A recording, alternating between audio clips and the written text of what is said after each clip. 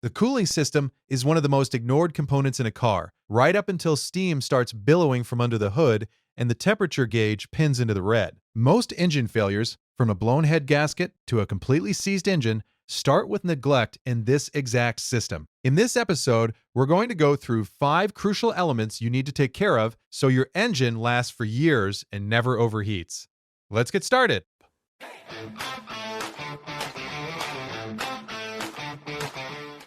First and most important rule: coolant is not an everlasting part.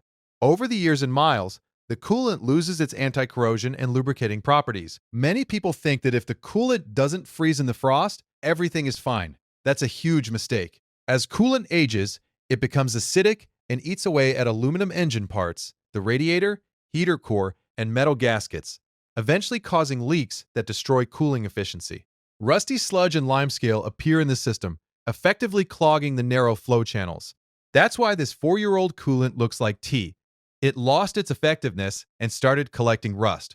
Every week, the car heats up and cools down. It's only going to get worse. What's more, fresh coolant lubricates the water pump seal. If you don't change it, the pump will start leaking or seize up. The recommended interval is every 2 years, though you can stretch it to 3 years max if you stay under 60,000 kilometers. To wrap things up, I strongly suggest using brand name fluids, since cheap supermarket ones often have aggressive chemicals. And never put regular tap water in the tank. You'll turn the engine into a limescale-filled kettle that you can't just fix with lemon juice and baking soda. Doing that will force you to spend extra cash on a cooling system flush, which isn't cheap, plus a full day of cleaning. The second element is the thermostat, a small device that does a massive job. Its role is to direct the coolant flow.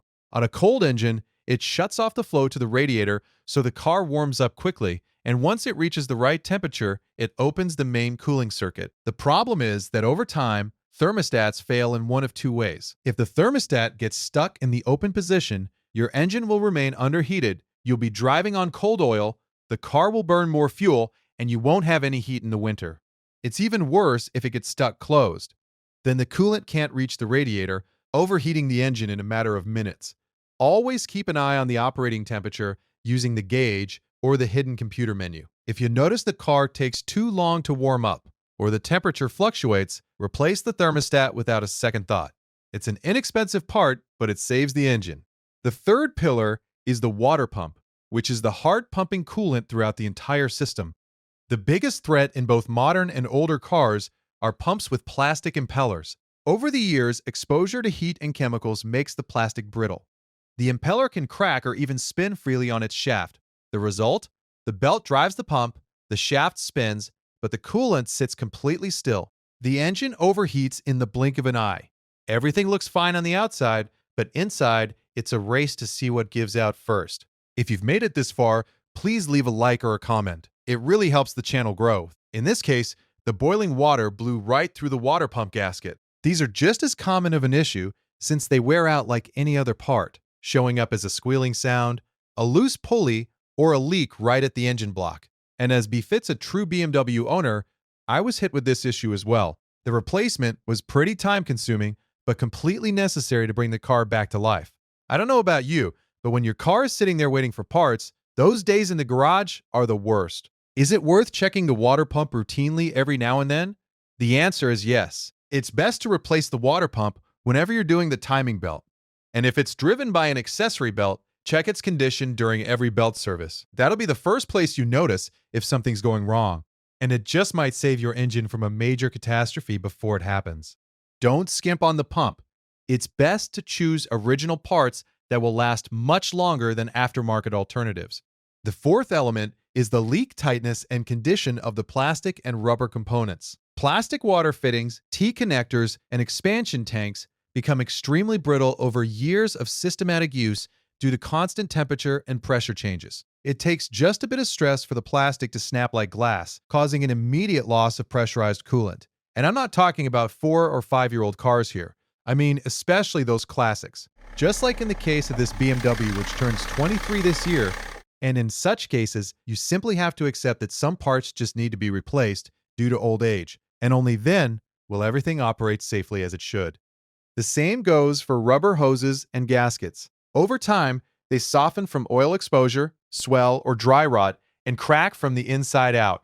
Inspect under the hood regularly. Look for white or colored residue from dried coolant. Very often, these white deposits can be found near the air filter, and it's not road salt. These are mineral deposits from fresh coolant that got pushed out of the cooling system due to high temperatures and leaks, and as a result, got sucked right into the air filter and settled all over the housing. If you see something like this, it's a clear sign that a gasket or a clamp is failing.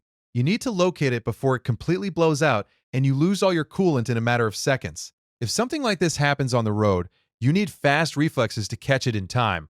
Otherwise, you risk destroying the entire engine, and honestly, nothing ruins an engine quite as fast as overheating. If you see cracking on hoses or a rock-hard plastic fitting, replace it as a preventive measure.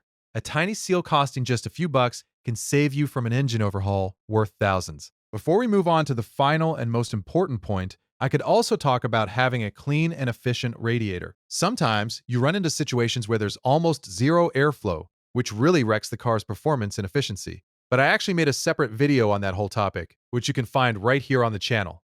So instead, let's focus on the icing on the cake, our final topic.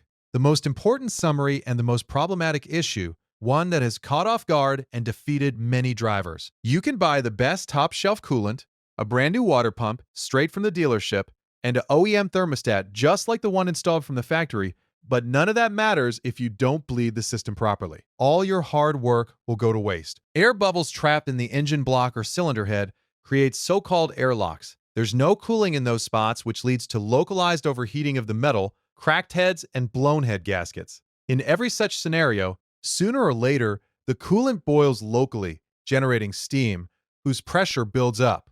Once it crosses that critical pressure threshold, the entire system bursts at its weakest point, spraying coolant all over the engine compartment. A spread-out leak like this can also be dangerous for the electronics, especially the alternator and the glow plug control module, which in this case sits right below the main water outlet coming straight off the engine. Every time you open the system, whether it's for a coolant flush or just swapping a small hose, requires a complete bleeding procedure. Turn the heater to full heat, open the bleeder valves to let out any trapped air, and finally, top off the coolant until the level sits right between the minimum and maximum lines. And wait until the very last air bubble escapes and hot air blows from the vents. Never walk away from the car without being 100% sure the system is completely full and free of air. Take care of these 5 elements, and your engine will reward you with years of trouble-free operation. If you've already got your car's cooling system under control, check out the other 6 reasons why cars most frequently end up in the scrapyard.